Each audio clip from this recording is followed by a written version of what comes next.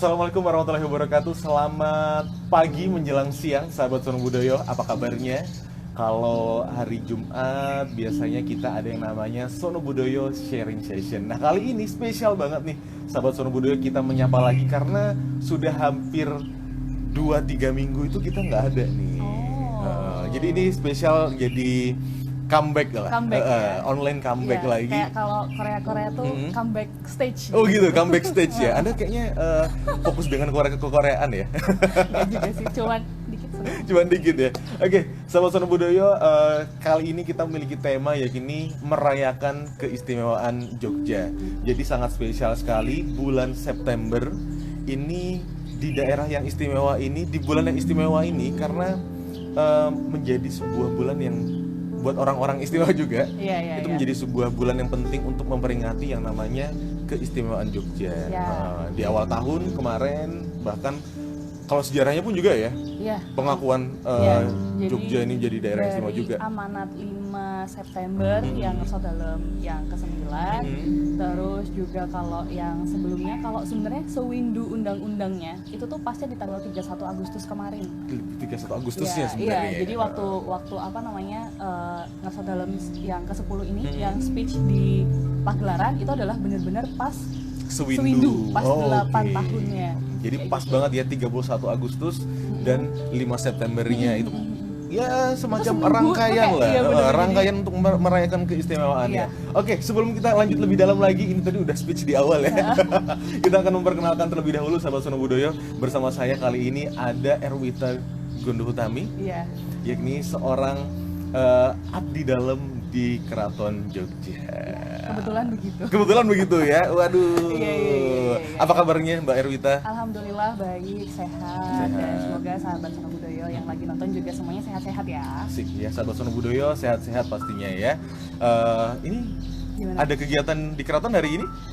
Kebetulan kalau dalam seminggu, jadi kan di Keraton tuh aku masuknya di tepas atau kantor. Jadi tepas tuh bahasa Indonesianya kantor gitu lah. Di kantor tuh sebenarnya masuknya hampir setiap hari.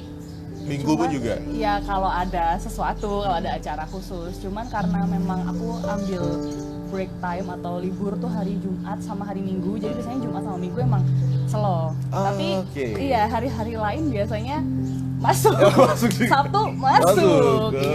Tapi ini ya, kita sebenarnya ingin bertemu untuk ngajak Erwita ke sini itu sebenarnya udah lama. Udah dari zaman kapan? Udah dari zaman kapan, waktu awal-awal Covid itu sebenarnya untuk ngobrol bagaimana sih kesan-kesannya pengalaman menjadi seorang abdi dalam. Tapi mungkin waktu itu belum ada jadwal yang pas, ya kan? Dan kemarin minggu lalu ya, kita kontak akhirnya. Oke, bisa nih, setuju nih. Biasanya kan kayaknya jam segini tuh dulu ada tugas ya? Iya, kadang tuh ya gitu. Jadi kadang saya udah minta Jumat libur. Itu nanti kadang tiba-tiba dari pengageng, dari kalau saya kan di Krido Martowo. Jadi pengagengnya adalah Kanjeng Pangeran Notonegoro, suaminya Gusti Hayu. Itu tiba-tiba tolong dong ada ini. Gak jadi libur. Ada tugas dadakan gitu ya? Gak jadi libur gitu. Terus ya memang kebetulan cukup banyak yang diurusi dan tiba-tiba aduh udah pengen libur gak jadi, ya udahlah ya mau gimana. Jadi cukup sibuk meskipun kesannya keraton itu itu sebuah tinggalan warisan budaya yang sangat mahal sekali, tapi sangat modern sekali seperti dalam soal manajerialnya ya. Gimana ya, kayaknya sih memang baru dalam 1-2 tahun terakhir.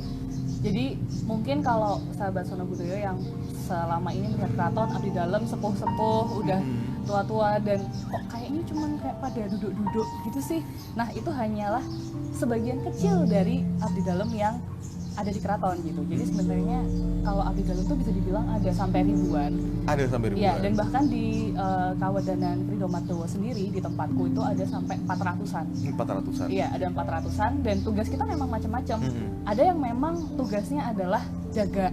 Jadi yang mungkin kalau teman-teman tuh datang ke keraton gitu ya, terus nonton lagi pada lenggah-lenggah duduk di bawah, itu adalah mereka yang sedang berjaga tugasnya. Itu biasanya yang sepuh-sepuh juga ya? Iya, nah kalau yang lain tuh ada tugas yang lain juga. Misalnya di kantor ya, manajerialnya layaknya organisasi pada umumnya. Ada sekretaris, ada bendahara, ada kepalanya. Ada HR juga? HR nggak ada. Oh, ada juga. Ada juga. Gak keren banget ada, ya. ada. Gila. Di Krido Mardowo tuh justru ada HR untuk memetakan kira-kira kan di Krido Mardowo itu kan membawahi bidang seni. Jadi mulai dari tari, gamelan, wayang, semuanya yang berkaitan sama seni sampai kostum-kostum itu kan di Krido Mardowo. Nah itu tuh ada HR-nya juga istilahnya. Semacam HR. Iya ada HR-nya untuk kayak wah ini kayaknya bisa nih masuk enggak gitu. Tentunya dengan persetujuan pengagem. Jadi saya memetani gitu. Memetani. Iya terus kayak kan bisa dibilang kalau dalam abdi dalam tuh ada jenjang kepangkatan juga. Iya. Nah itu termasuk yang apa ya istilahnya kayak oke ini udah waktunya naik pangkat nih. Oh ini belum kayak gitu-gitu hal-hal semacam itu tuh ada ya itu tadi makanya ada HR gitu. Ada aturannya seperti itu, Iya. ada semacam regulasi yang udah diatur ya di Benar. dalam itu sendiri. Iya. Oke. Tapi kalau misalnya boleh dikasih tahu nih, Erwita sebenarnya menjadi seorang abdi dalam itu udah sejak kapan sih? Baru seumur jagung sih. Seumur jagung tuh 3 tahun ya? Oh bukan, nyampe. bukan. Belum nyampe seumur jagung belum. berarti. Soalnya kan ada tuh Iya. Jepang menjajah Indonesia Iya, seumur jagung. Nah, seumur jagungnya adalah 3,5 3,5 tahun. Nah, mungkin belum itu. sampai. Oh, belum Berarti sampai. belum sampai seumur jagung ya. Masih anak kemarin sore. Jadi itu sebenarnya gara-garanya itu skripsi. Gara-garanya skripsi. Iya, gara-gara skripsi. Kebetulan skripsi tentang Tepas Tondoyeti yang mengurusi segala sosial media di keraton. Terus habis itu jadi kecemplung ke situ. Akhir tahun 2018 start magang. Oke. Jadi ada kayak magangnya dulu, ada probationnya dulu. Probation ya. Istilahnya Iya. untuk Iya. di Keraton Jogja juga probation. Iya, magang lah. Oh, kirain maksudnya Iya. sangat unik sekali gitu loh. Iya, jadi memang sebenarnya kalau secara in general, magang di keraton sebelum jadi abdi dalam itu biasanya adalah sekitar 5 tahun. Tapi untuk kasus khusus, misalnya memang tenaganya keburu dibutuhin gitu, butuh banget gitu, itu biasanya ada istilahnya wisudan meligi. Jadi wisudan abdi dalam atau pemberian surat kekancingan abdi dalam, tapi yang khusus gitu. Jadi nggak perlu dengan magang 5 tahun, tapi tetap ada magangnya. Jadi mungkin cuma beberapa bulan gitu. Jalur dalam ya? Enggak juga. Enggak juga. Maksudnya Ya, kan memang- khusus gitu loh. Iya, jalur skripsi itu. Jalur tadi. skripsi itu Jadi tadi. gara-gara skripsi memang- Gara-gara skripsi? Iya, gara-gara skripsi terus memang dari Tepas Tondoyeti carinya waktu itu ngontak, Mbak masih di Jogja apa mau ada rencana ke luar kota gitu. Iya. Oh, saya masih di Jogja. Terus habis itu kalau bantu-bantu di keraton gimana gitu. Terus ya itu akhirnya ya wes lah nyoba magang dari Desember, akhirnya kerasan. Akhirnya kerasan. Terus Juli mulai di wisuda, Juli 2019. Oh, 2019 Iya, justru. Iya. Jadi benar-benar baru 1 tahun. Satu Belum tahun ada seumur ini. jagung. Iya. Belum ada sumur jagung. Tapi apa ya ibaratnya kegiatan ataupun kontribusi di sana sepertinya sudah Ya. sangat dalam sekali karena kemarin yang terakhir Apa? simposium. Nah, juga sebagai pembawa acaranya di simposium itu Ya, sendiri ya. ya itu sih. Ya itu tadi lah. Ya alhamdulillahnya aja dipercaya dan ya begitulah kira-kira. Jadi motivasi awal sebenarnya bisa dibilang kecemplung juga enggak ya? Iya, nggak sengaja kecemplung. Enggak sengaja kecemplung. Nggak sengaja kecemplung. Karena magang itu tadi. Iya, jadi gara-gara skripsi, terus akhirnya magang, terus akhirnya kerasan, ya udah gitu. Oke, dan berlanjut sampai sekarang. Nah, untuk kegiatannya sendiri nih, yang sekarang untuk Erwita lakukan apa aja sih? Kalau kegiatan daily, itu tuh aku kan ada di bagian perpustakaan. Jadi di keraton tuh ada 3 perpustakaan yang sering kolaborasi sama Sona Budaya, itu adalah Widya Budaya. Memang itu perpustakaan paling besar yang koleksinya manuskripnya paling banyak. Iya. Kemudian ada perpustakaan yang namanya Banjarwilopo. Banjarwilopo itu perpustakaan yang isinya dulu awalnya tuh dari bacaan-bacaan favoritnya Ngarso Dalem. Ngarso Dalem yang sekarang? Ya, gitu. Nah, yang ketiga di tempat saya ini, jadi perpustakaan di Krido Mardowo. Jadi kayak itu perpustakaan yang nyempil jauh dari divisi perpustakaan yang sebenarnya gitu. Karena memang isinya khusus manuskrip-manuskrip dan buku-buku koleksi yang membahas tentang kesenian. Jadi manuskrip wayang wong, manuskrip bedoyo serimpi, tari-tari, lepasan kayak gitu. gitu. Terus juga, Kesenian budayaan iya ya? iya, pokoknya semua tentang gending-gending kayak gitu-gitu. Ada notasi-notasi ondo. Kalau yang zaman dulu tuh masih pakai notasi ondo, itu Iya. tuh ada semua di Ridho Marto. Ada juga semua di Ya, situ, itu Pak. kerjaan daily. Kerjaan daily. Kalau kerjaan tambahannya, tambahannya itu ya karena tadi kegiatannya dari Tondoyekti kan, jadi ya bantu-bantu juga sedikit-sedikit di situ. Apalagi kan sekarang Keraton Jogja punya second account namanya keratonjogja.event Iya. yang memang isinya untuk sharing event-event yang ada di keraton gitu. Ya tak pikir tuh gara-gara pandemi jadi sepi gitu kan, kayak Tapi nggak ada ternyata- kerjaan, ternyata ya sama aja karena kita mengalihkan event-event ke virtual juga. Virtual. Nah itu jadi ya beberapa kali bantu-bantu mengurusi masalah itulah, pokoknya bagaimana publikasi dan promosi Di keraton itu sendiri. ya, Oke. khususnya dari Wido. Kalau misalnya Eruta sendiri ini dulu ketika kuliah ngambil apa sih jurusannya? Komunikasi. Komunikasi. Iya. Oke, tapi kegiatannya ada justru di keraton. Iya iya iya. Gimana sih mungkin tanggapan teman-teman komunikasi atau mungkin lingkungan Erwita yang tahu nih Erwita ternyata kegiatannya di keraton ini. Apalagi kan sebagai anak muda nih ya kan. Ya, Gimana? kayaknya sih kalau misalnya teman-teman sih kalau yang ini sih mereka pada kayak yang gumun sih. Gumun. Ini apa sih bahasa Indonesianya? Heran. Iya, kayak kok kamu di keraton sih gitu. Kok kok kamu bisa gitu? kok kamu bisa di sini gitu. Kok kamu bisa di sini, dan ada juga mungkin beberapa yang nanya, kamu nggak pengen ke Jakarta gitu ya? Oke. Ya, itu. Tahu lah, ya tahu lah di Jakarta ada apa ya Iya, kan? iya, iya. Ada siapa? Ada siapa? Nggak tahu. Oh, nggak tahu. Ada Pak Presiden. Ada Pak Presiden maksudnya ya kan. Ya jadi kayak apa ya? Awalnya mungkin sebagaimana layaknya mahasiswa pada umumnya, kalau lulus kuliah tuh ya pengennya kerja, cari duit yang banyak, Iya. merantau gitu, karena kebetulan aku memang kayak hampir menghabiskan waktu yang cukup lama di Jogja. Jadi kayak pengen nyobain keluar Jogja gitu, pengen kerja di luar Jogja. Tapi sepertinya memang semesta tidak mendukung untuk itu. Oke. Tidak, kayak tiba-tiba aja jadi malah kecemplungnya di sini, dan akhirnya malah ya udah jadi memang kecemplungnya di keraton. Dan kalau orang-orang pada mikir, oh emang yang keraton iso sugih gitu, Oh, ada pertanyaan kayak gitu ya? Ada. kayak nggak tahu aja netizen bagaimana ya kan. Banyak lah ya. Ya kalau menurutku sih kayak itu bukan tentang materi sih ya, tapi tentang rezeki yang dikasih sama Gusti Allah ke kita. Dan rezeki itu nggak selalu berupa uang. Wah, bener banget. Ya kan, bahkan kita masih bisa sehat, bernafas kayak gini di tengah situasi yang seperti ini, itu udah rezeki yang sangat luar biasa.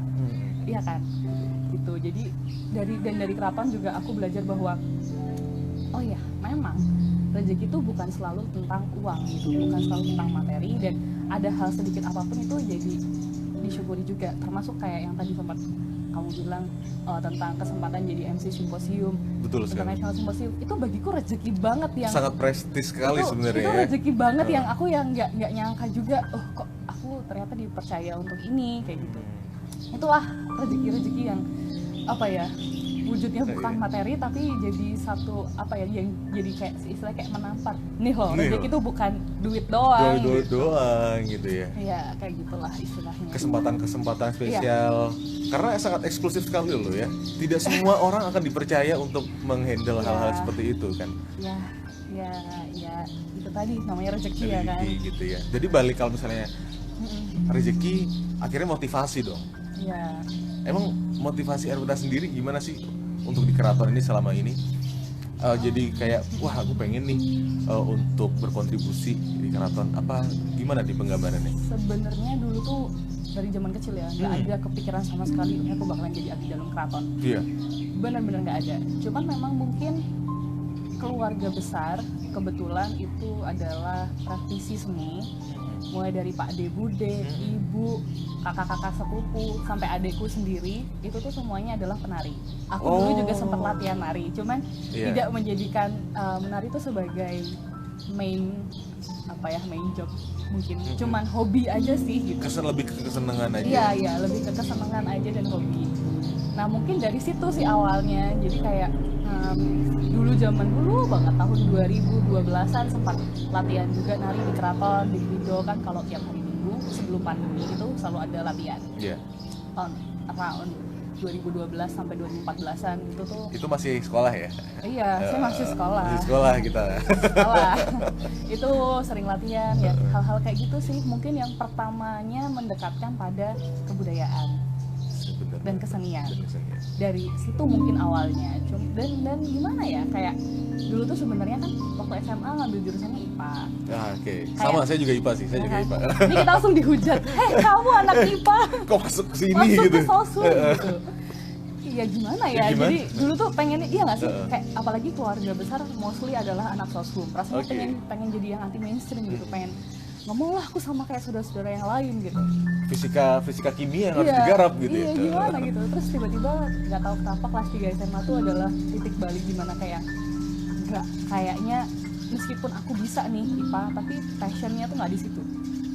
Kayak nggak tahu sih, aku anaknya mungkin terlalu overthinking ya, tapi kayak aku mikir kalau aku kuliah jurusan matematika ini zaman pemikiran anak kelas 3 SMA ya, kalau aku kuliah jurusan matematika aku sesuk skripsinya nggak ada apa-apa ya. Oh iya.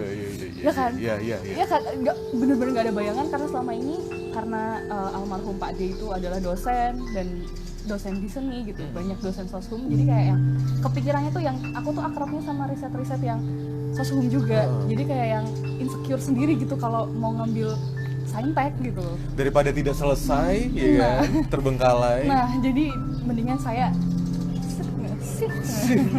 shifting belok gitu ke soshum dan ya gitu. Bahkan makanya sampai skripsi aja meskipun komunikasi kan sebenarnya isu yang dikaji ada banyak banget. Banyak banget. Bener-bener banyak banget, mulai dari iklan, web series, sampai mungkin program PR-nya apapun itu. Betul. Tapi ujung-ujungnya milih topiknya ya keraton lagi gitu loh. Kebudayaan. Iya, balik ke kebudayaan lagi gitu ya.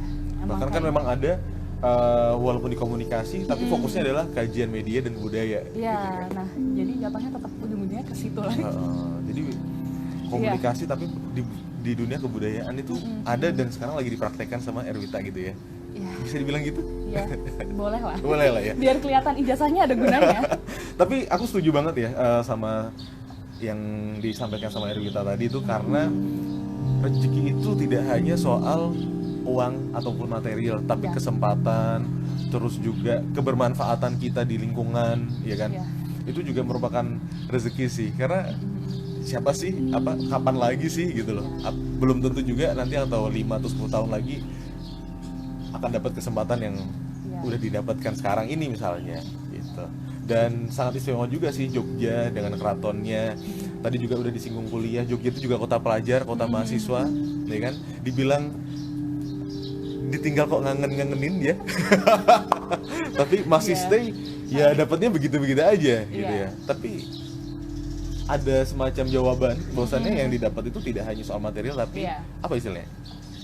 Non material kali ya. Ya mungkin gini sih, kan orang tuh masing-masing, prioritasnya orang juga masing-masing. Kalau yang memang pengen mendapatkan, atau mungkin kalau memang nggak salah sih, kebahagiaan atau rezeki itu adalah uang, nggak salah gitu. Cuman mungkin itu nggak berlaku aja buat aku, kayak gitu. Nah kalau misalnya itu berlaku buat orang lain dan orang lain memang pengen keluar, pengen sekolah di Jogja aja dan keluar dari Jogja untuk bekerja, ya monggo gitu loh, it's okay. Justru itu adalah keistimewaannya ya. Masih bisa stay, masih bisa bertahan, masih bisa bahagia. Nah, karena kan kalau misalnya kita ngelihat berita-berita nih, indeks kebahagiaan itu kan kebanyakan di Jogja. Iya, padahal kalau dilihat aspek-aspek lainnya kok kayaknya orang mikir kok bisa bahagia. Kok bisa bahagia? Gitu. Tapi menurut Rita gimana tuh? Ada data-data kayak gitu? Iya, kalau data-data masalah hal-hal yang kayak gitu tidak bisa dipungkiri. Misalnya kayak hal-hal yang bikin kita bertanya-tanya kok bisa Jogja itu paling bahagia, padahal mungkin ya faktanya aja lah UMR-nya mungkin tidak setinggi di daerah lain gitu. Ya itu fakta sih, dan kayak ya memang begitu keadaannya. Cuman mungkin apa ya, orang Jogja ini punya apa ya, semacam rasa itu tadi, apa ya? Ya apa ya, satu rasa nerimo, atau mungkin kayak yang bersyukurnya tuh yang oh ya udahlah gini aja juga udah bisa hidup gitu istilahnya. Rasa syukurnya yang membuat dia cukup gitu ya. Waduh. Saya takutnya jadi kajian Ramadan sebenarnya. Tapi itu Hampir penting. ngomong konaah saya tadi. Konaah. Tapi itu penting banget sih Iya, memang kajian sih. Ramadan, Heeh, iya, apalagi iya. kita ini anak-anak muda baru lulus kuliah, pasti kepikirannya pun juga banyak ya. Ya, nggak apa-apa sebenarnya kalau mau kayak gitu. Selagi masih muda explore aja. Cuman aku aja yang dilalahnya tuh ketemu konsep itunya tuh terlalu gasik gitu ya, terlalu cepet. Jadi ya udah gitu. Tapi aku ya so far bahagia dengan keputusan yang diambil, so far bahagia dengan kondisi yang sekarang. Jadi ya udah, ya yang penting do everything that makes you happy aja gitu. Tepuk tangan pastinya untuk narasumber kita pagi hari ini ya. Tepuk tangan teman-teman semuanya. Ya sih. Jadi sahabat Sono Budoyo, di balik ini semua tuh banyak sekali teman-teman yang terlibat. Oke. Tentunya juga untuk sahabat Sono Budoyo kami persilahkan loh ya, boleh untuk memberikan pertanyaan ya. Jangan yang susah-susah. Jangan yang tapi. susah-susah ya, jangan nanya-nanya teori iklan, jangan gitu ya. Jangan. Jangan. Perihal topik kita pada pagi hari ini, langsung aja di kolom komentar Instagram di kolom Sono Ya, Budoyo ya. pokoknya di live IG. Di live IG itulah. Oke, ini juga sudah ada beberapa pertanyaan. Ini yang pertama nih. Oke, ini menarik nih dari Irham Baskoro. Ini soal abdi dalam nih Mbak Wita. Oke. Adakah pembatasan bagi abdi dalam? Kemudian keraton buka hari apa aja bagi pengunjung selama pandemi? Oh, oke. Oke. Langsung dijawab aja ya. Sebenarnya pembatasannya dalam rangka apa dulu nih gitu. Oh iya betul. Ya kan, kalau misalnya pembatasan dalam rangka pandemi, kebijakan dari kami tuh biasanya kalau dari Tepasku ya, dari Krido Mardowo, kita kurang tahu juga sih kalau yang lain seperti apa. Iya. Tapi kalau kebijakan dari pengageng kami, ketika kita masih bisa memanfaatkan resource yang masih muda-muda dan sehat, itu dulu yang dimaksimalkan. Jadi kalau bisa yang sepuh-sepuh, untuk meminimalisir paparan gitu ya, mungkin bisa apa istilahnya, istirahat dulu gitu di rumah. Kalau nggak kepepet banget itu nggak diminta untuk sowan gitu. Oke. Tapi ketika memang dia merasa sehat dan dia memang pengen sowan, ya kita nggak bisa melarang juga. Jadi ya monggo gitu. Tapi kita tidak secara spesifik meminta mereka untuk datang gitu. Jadi kan kalau ada apa-apa takutnya Kenapa? Iya. Jadi kenapa? jadi Bener. kenapa. Nah, kalau untuk selama masa pandemi ini kita ada uji coba buka tentunya dengan protokol kesehatan. Itu buka setiap hari Selasa sampai Minggu. Jadi ya kayak museum pada umumnya lah. Senin kita libur untuk pemeliharaan, bersih-bersih, beres-beres. Itu kegiatan dari Senin ya? Iya, kegiatan hari Senin di semua museum, ya kan. Terus habis itu Selasa sampai Minggu buka, jamnya kayaknya dari sekitar jam 9-an sampai jam setengah 2. Jadi nanti bisa aja langsung cek ke Instagramnya Keraton Jogja untuk infonya. Di situ sudah di-share untuk protokol kesehatannya apa, terus bukanya selama uji coba ini jam berapa sampai jam berapa. Betul banget. Nanti habis dari keraton mampir ke Sono Budoyo Iya, ya kan. sekalian Jangan ya lupa jalannya. kan sekalian Atau gitu kalau loh. mau jalan dari utara dari Malioboro ke Sono Budoyo dulu, terus ke Keraton. Ya, Nah, betul. Karena bisa. sebenarnya bagaimanapun Sono Budoyo pun juga apa ya? Ada sejarah Iya, yang iya. besar juga dengan keraton ya. Bahkan ya lambang keraton pun juga ada, bahkan Sebelahnya tuh sebelum pandemi pendoponya tuh sering dipakai latihan sama kita. oh iya betul. Ya kan, pendopo yang Panguraan yang sebelahnya Sono Budoyo persis itu sering dipakai juga. Jadi kalau Kita bersahabat. kita tuh bersahabat ya. Bahkan tahun lalu waktu Bos ibu apa? Iya. Bosnya apa sama? Nggak tahu juga sih. Tapi tahun lalu waktu pameran naskah waktu tinggalan Jumenengan Betul. Dalam tuh kan juga dari Sono Budoyo ada naskah yang dipamerkan di keraton juga gitu. Jadi memang kerjasama kita tuh cingu banget. Satu komplek lah ya Iya. kan. Jadi jangan dibeda-bedain ya. Iya, anak komplek loh. Anak kompleks ya. Biasanya namanya modern-modern kalau anak Iya, kompleks. iya, iya, iya. Oke, itu Irham Baskoro. Mungkin kalau misalnya batasan-batasan menjadi abdi dalam ada nggak sih? Usia minimal? Kalau usia sih yang jelas kalau udah punya KTP kayaknya ya. Karena syaratnya tuh ada, kalau jadi mau jadi abdi dalam tuh ada syarat-syarat administrasi berupa kartu keluarga, terus Iya. bikin kurikulum vitae, daftar riwayat hidup, terus bikin surat keterangan kelakuan baik dari polisi, SKCK. Pokoknya ya hal-hal semacam itu, jadi KTP, KK, akte kelahiran. Terus kalau misalnya nih masih punya surat kekancingan darah dalam, jadi yang menyatakan bahwa dia masih ada keturunan dari HB berapa gitu, entah keturunan keberapa, itu bisa dilampirkan, nanti akan mempengaruhi nama. Oke. Jadi ada tambahan nama gelar yang agak beda gitu. Tuh, tapi kalau dari masyarakat umum yang nggak punya itu pun nggak apa-apa, nggak masalah. Karena cuma berbeda di nama dikit doang, it's not a big deal. It's not a big deal. Iya, Oke, itu ya Itu. untuk Irham Baskoro. Semoga menjawab pagi hari ini. Iya. Berikutnya ada pertanyaan kedua dari Nia Sari _ Kurnia. Kaitannya dengan berkah yang didapatkan dari uang gaji tiap bulan yang diberikan oleh pihak keraton. Oke, apakah Heeh. Erwita memiliki pemahaman sedemikian? Sebenarnya bukan kapasitasku untuk menjawab masalah gaji dan sebagainya macamnya Iya. di sini. Cuman memang ada setiap bulan, itu namanya bukan gaji tapi kekucah.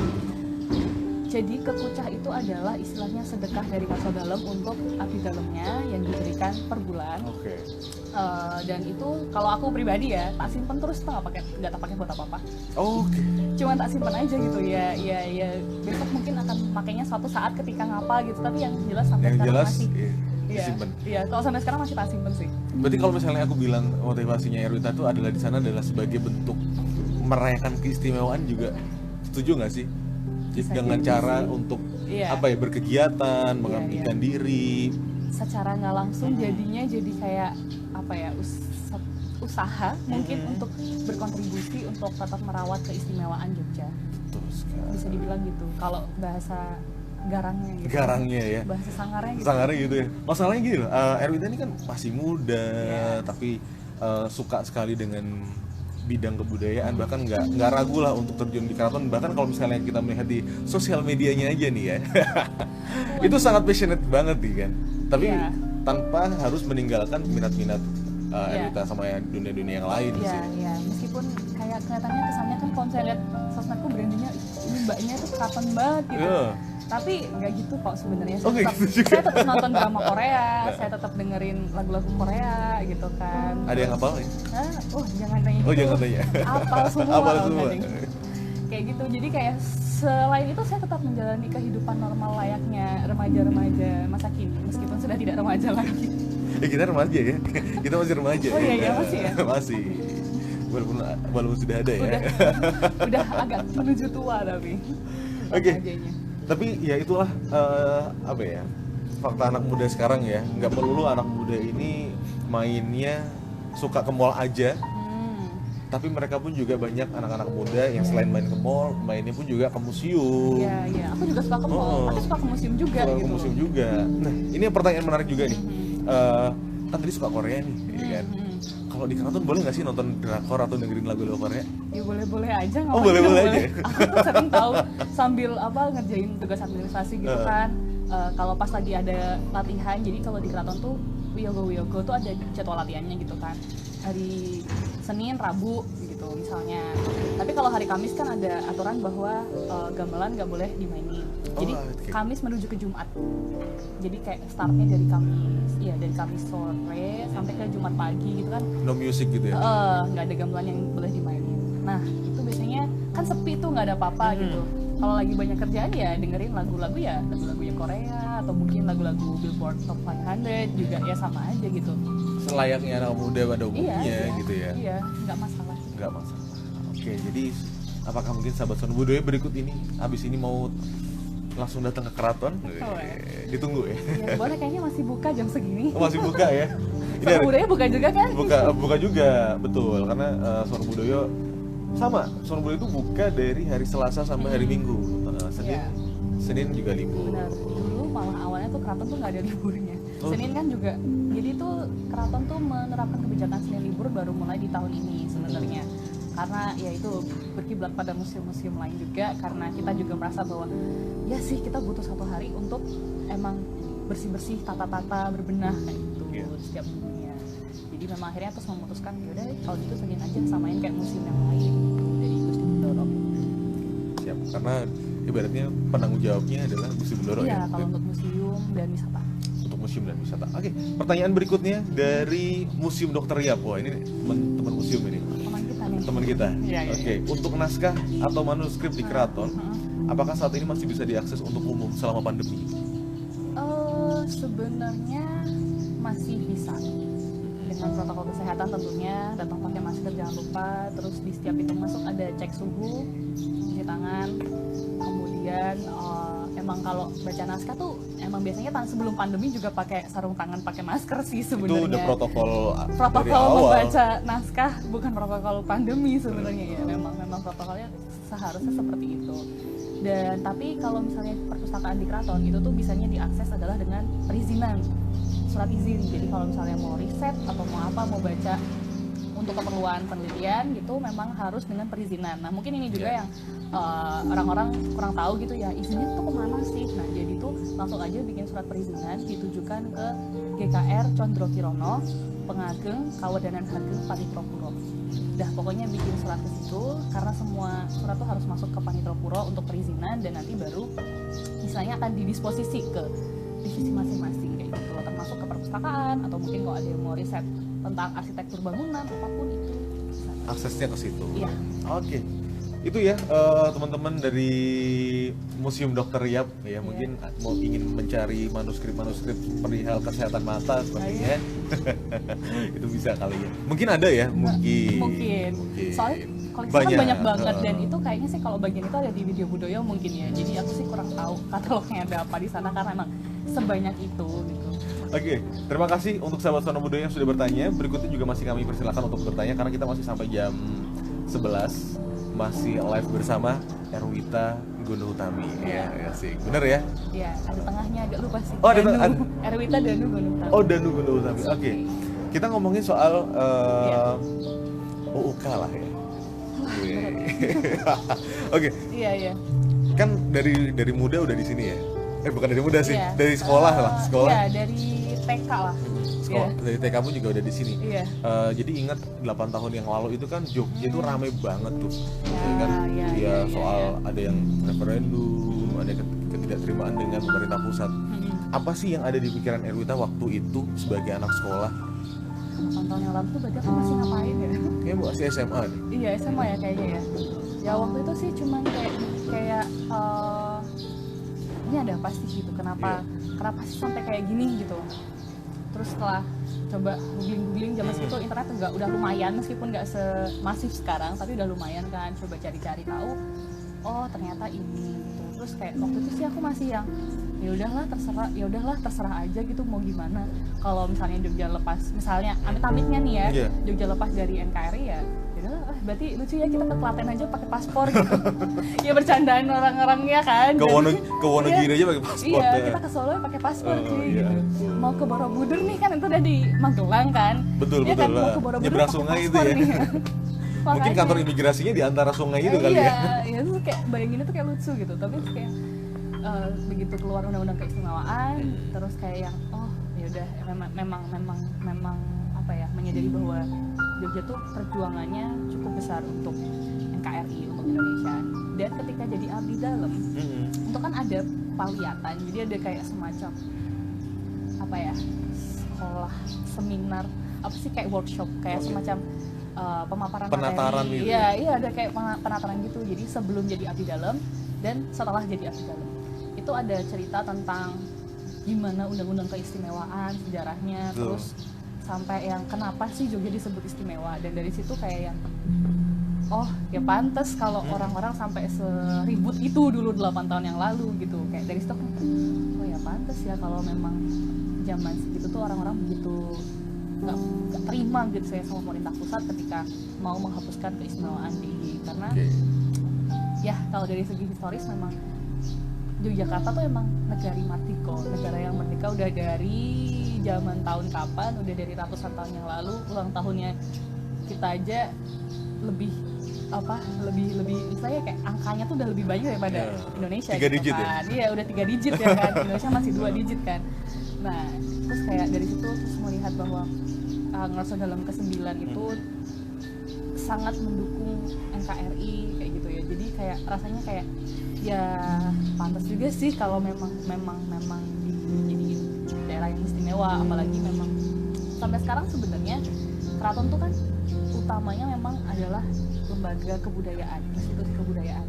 Tapi mau nggak mau juga sebenarnya masih ada institusi politiknya. Kalau dilihat secara dilihat secara strukturalnya tuh kita tuh istilahnya masih kayak semacam negara Iya, gitu iya, ya kan, karena kita masih punya wilayah, ya kan syarat sebuah negara tuh punya Wilayah, penduduk pemerintahan. dan diakui gitu kan. Nah sebenarnya secara kalau dilihat dari syarat ini, syarat yang bodonnya ini tuh masih negara gitu, tapi kita ada di dalam keraton dari dalam Indonesia. Dan ya itu seperti yang selalu disampaikan bahwa Bergabung bersatu, ya. iya bergabung itu bukan berarti melebur. Jadi kita tuh bergabung, tapi nggak yang terus melebur yang Ngilang, gitu. tetap menjaga Gitu sih. pakem-pakemnya mungkin Iya, yang diharapkan juga benar gitu ya. sekali. Makanya Raja Belanda aja sowan ya. Main-main ke sini. Main-main ke sini ya. Iya. Mungkin ingin nostalgia. Iya, karena kan gitu beliau ya. juga pernah kesini waktu masih kecil gitu. Oh iya ya. Diajak sama ibunya, Ibunya. sama Ratu Belanda gitu. Jadi kayak, dulu aku masih kecil ini masih begini, sekarang udah begini. Meskipun ya sama aja sih, mungkin lebih bagus aja direnovasi soalnya. Betul. Tapi kalau bisa nambahin ya, justru kalau dari fakta-fakta dan kegiatan-kegiatan yang ada di Jogja itu justru yang membuatku tuh merasa emang ini istimewa banget sih. Pertama, ada kerajaan yang aktif, masih besar juga, Iya. ya kan? Ada raja yang sangat dihormati juga oleh semua kalangan, semua dunia internasional, raja kerajaan di luar Indonesia pun juga mengakui itu juga. Terus dulu tuh kerasa istimewa banget ketika nikahannya Gusti Bendoro tuh. Itu tuh iya. masih sekolah kan? Iya. Ya, masih sekolah. Kayaknya semua masyarakat Jogja itu bersama-sama merayakan gitu loh. Bahkan ada yang namanya angkringan di Malioboro. Benar. Angkringan gratis. Iya, gitu. iya, ya kan namanya juga biasanya biasanya tuh kalau misalnya ada royal family yang nikahan tuh biasanya kayak bikin pesta untuk rakyat juga gitu. Tuh. Jadi mungkin itu adalah wujud pesta rakyatnya. Karena mungkin kan kalau mau ngundang se-Jogja ya orang Nggak mungkin. masuk ke dalam area keraton kan nggak cukup ya kan. Jadi itu sih mungkin wujud untuk pesta rakyatnya seperti itu. Dan itu kan apa ya? jarang ada di daerah-daerah lain. Iya Jadi sih. kalau bisa dibilang saya merasa beruntung sih ada di Jogja banget sih. Iya. Apalagi waktu misalnya anak-anak sekolah nih, anak-anak sekolah, anak-anak SMA ketika ikut kegiatan ataupun ikut perlombaan yang bernuansa kebudayaan, keraton, bahkan misalnya seminar 4 pilar aja deh yang isi GKR Hemas gitu itu kayak rasanya itu udah kayak bangga banget gitu. ketemu gue Ketemu nih gitu. gitu. Iya sih, dan ya apa ya, bisa dibilang Jogja tuh apa ya, keraton itu hanya salah satu unsur dari keistimewaan Jogja. Oke. Di luar itu Di luar kalau itu. saya mau ngomongin kesenian gitu ya, kalau keraton kan bisa dibilang kesenian adalah kesenian istana. Kesini di sana. Di luar itu kesenian kerakyatan yang ada di DIY, Iya. di Yogyakarta, di daerah istimewa Yogyakarta tuh juga nggak kalah amazing gitu loh, karena kayak di Bantul, di Sleman, di Gunung Kidul, di Kulon Progo semuanya punya keseniannya masing-masing yang itu sih dan mereka punya kearifan lokalnya masing-masing juga yang apa ya, sayang banget kalau sampai hilang. Makanya aku merasa bahwa undang-undang keistimewaan ini termasuk membantu untuk menjaga kearifan lokal itu sih untuk tetap terlestari. Local wisdom lah ya. Iya. Bukan wisdom park tapi. Waduh, beda. Itu satu tempat itu ya. Oke. Iya. Berarti adanya undang-undang keistimewaan ini sangat penting banget ya, terutama untuk Jogja ya, untuk menjaga, karena Jogja untuk Indonesia ya. Kan ada lagunya itu ya kan. Benar. Tapi jangan suruh saya nyanyi ya. Oh, nanti jangan ya. kabur semua ya. Karena biasanya Anda yang menginterview artis. Iya. Ini kerjaan kita sama, Pak. Kerjaan kita sama, dan sebenarnya radio Anda juga istimewa juga ya kan. Iya, namanya kebetulan. Namanya juga kebetulan juga. Jadi Iya, hidup iya. Anda penuh dengan istimewa seperti Iya, itu. alhamdulillah. Alhamdulillah. Amin. Oke, sahabat Sono Budoyo, masih kami persilahkan ya untuk bisa ngasih pertanyaan di kolom komentar di bawah itu. Berikutnya nih, sebagai anak muda nih Mbak Wita, tadi kan unsur kebudayaan, keistimewaan itu kan tidak hanya di keraton. Ada nggak sih menurut pandangan tempat-tempat lain atau hal-hal lain yang menjadi Jogja ini semakin istimewa? Tempat-tempat lain atau hal-hal lain ya sebenarnya ini sih kayak seperti yang aku bilang tadi, setiap daerah, setiap kabupaten gitu ya kan. Kalau misalnya kita ngomongin keraton dan kota itu kan di tengah memang. Iya. Sentral. Sentralnya di situ. Cuman di daerah-daerah lain tuh kayak kita juga punya hal-hal yang unik dan menarik gitu. Kayak misalnya di Bantul tuh kayaknya di daerah-daerah di desa-desa dimanapun itu hampir setiap saat tuh mereka punya namanya merti husun. Merti Dusun. Merti Deso kayak gitu-gitu. Terus yang terkenal Iya, iya. lagi di Gamping itu ada Saparan Pekaka. Itu juga pasti Aku rame belum pernah deh, banget. belum pernah ikut.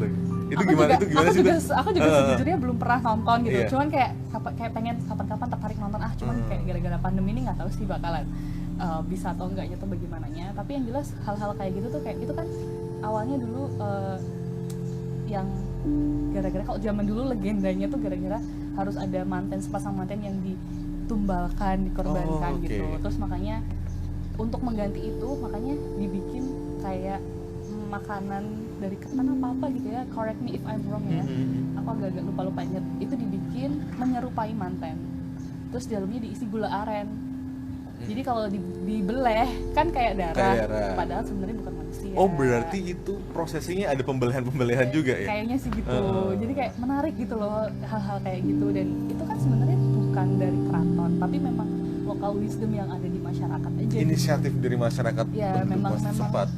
apa ya, adat dan kebiasaan, traditional custom yang ada di sana di masing-masing, dan itu ya hal-hal yang, dan banyak banget sebenarnya di Jogja kalau mau dipetani satu-satu nih, setiap daerah pasti punya keunikan dan khasnya masing-masing. Iya, betul ya. Mungkin kalau di Sleman tuh ada festival gerobak sapi. Oh iya, itu gitu-gitu juga kan. ada.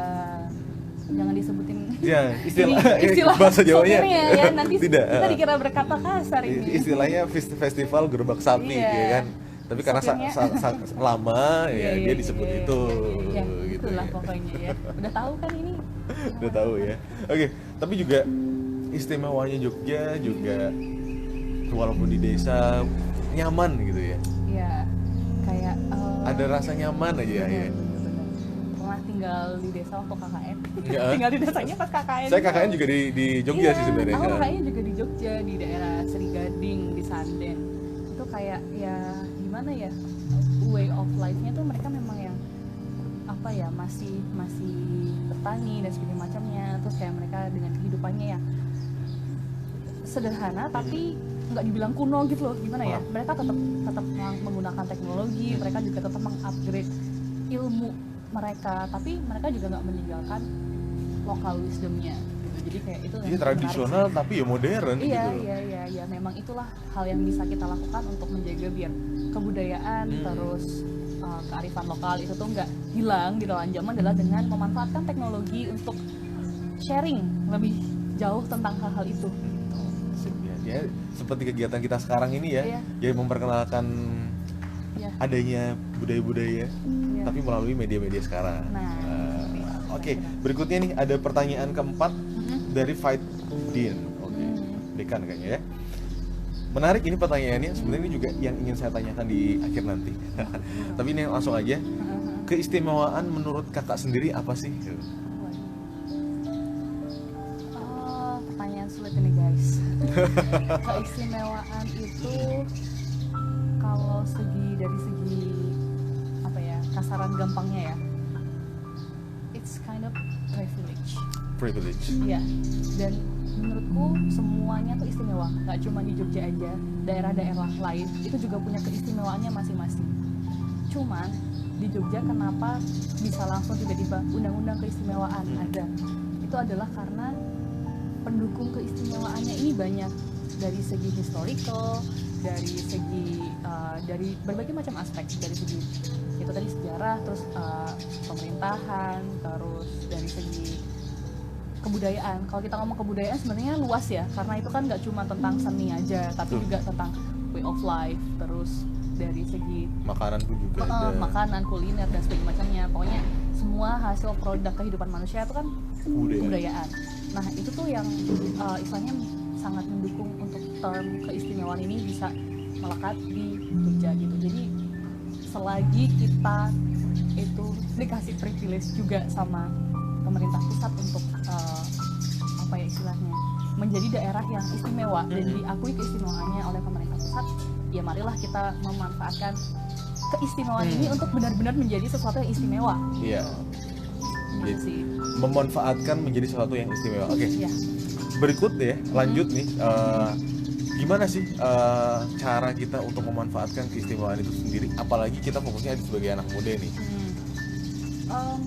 Buat aku sih cara melestarikan budaya atau memanfaatkan keistimewaan itu nggak cuman dalam artian apa ya, terus semuanya harus jadi abdi dalam, nggak Nggak kayak ya? gitu. Nggak semuanya harus jadi penari, nggak semuanya harus jadi pemain karawitan, pemain gamelan, nggak harus kayak gitu. Cukup dengan ngerti pertama ngerti sejarah, ya kan, ngerti sejarahnya seperti apa, terus ngerti kalau ada orang nanya Jogja ini istimewanya apa toh, Oh iya, paling bener nggak tuh. tuh bisa jawab dulu gitu. Oh Jogja tuh istimewa gara-gara ini gitu. Jadi ngerti sejarah, ngerti tentang kenapa Jogja istimewa, menurutku itu udah langkah paling Fundamental, iya, ya, dasar yang paling banget. dasar, yang paling pertama dulu untuk dilakukan untuk istilahnya merawat keistimewaan Jogja kayak gitu.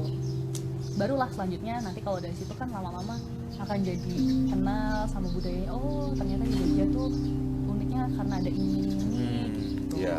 Lama-lama kenal, habis itu jadi sayang.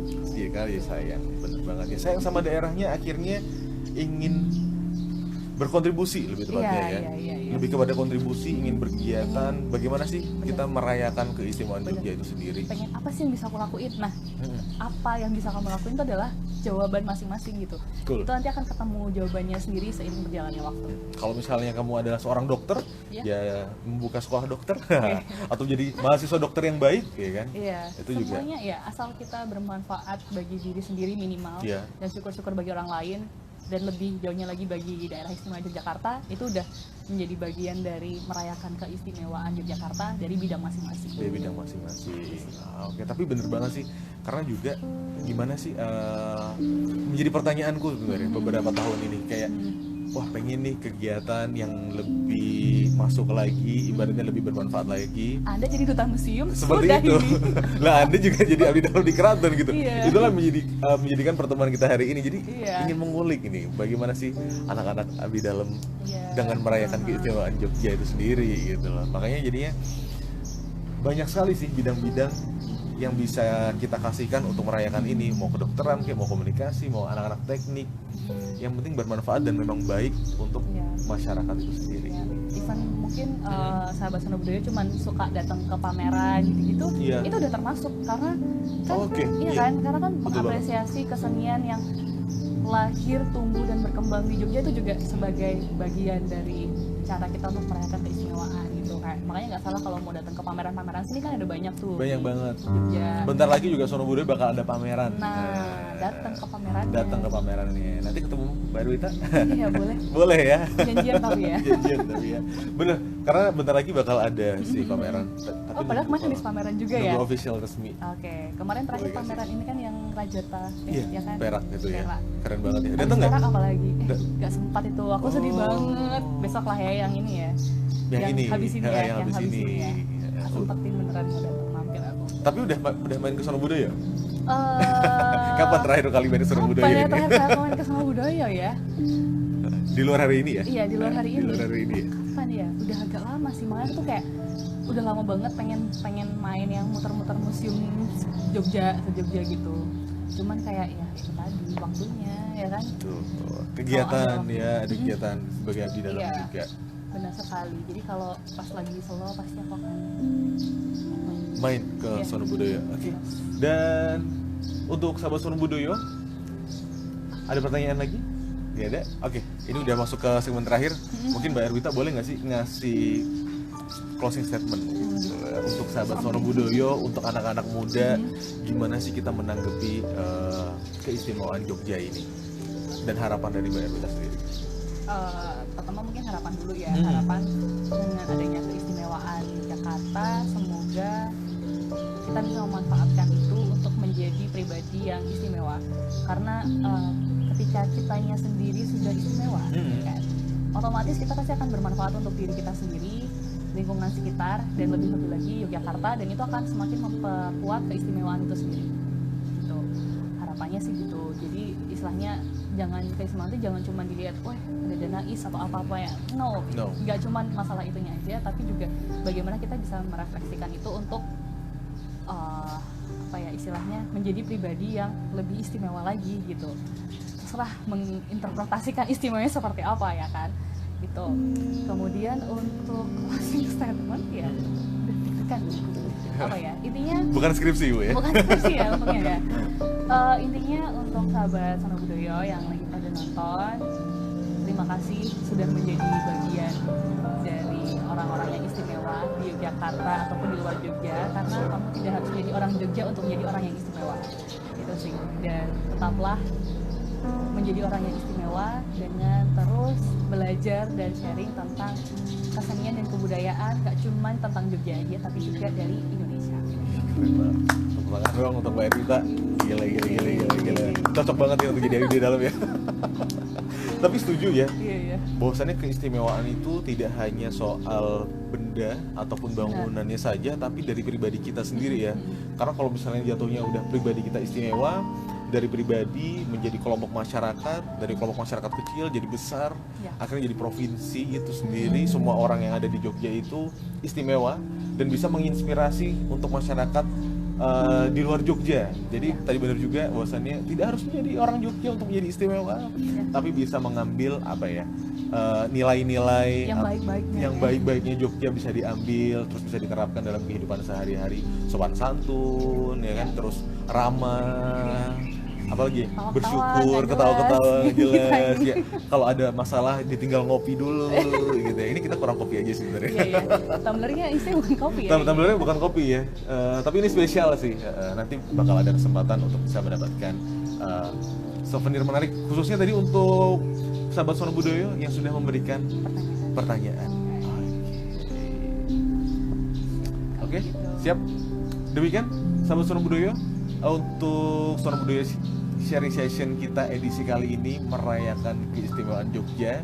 Dan pantau terus sosial media Sono Budoyo baik di Facebook, Twitter, Instagram, dan jangan lupa subscribe juga di YouTube kita di Museum Sono Budoyo. Sampai jumpa di Sono Budoyo sharing session berikutnya. Terima kasih untuk Mbak Erwita. Terima kasih Sukses juga. selalu dan sehat selalu. Salam Amin. untuk teman-teman Keraton Jogja. Ya. Nah, jangan lupa main ke Sono Budoyo ya. Kita ada salam sahabat museum Oke. di hatiku ya. Jadi Oke. nanti pamit kayak gitu ya. Siap. Nah, terima kasih sahabat Sono Budoyo. Salam sahabat museum Museum di hatiku. Wassalamualaikum warahmatullahi wabarakatuh.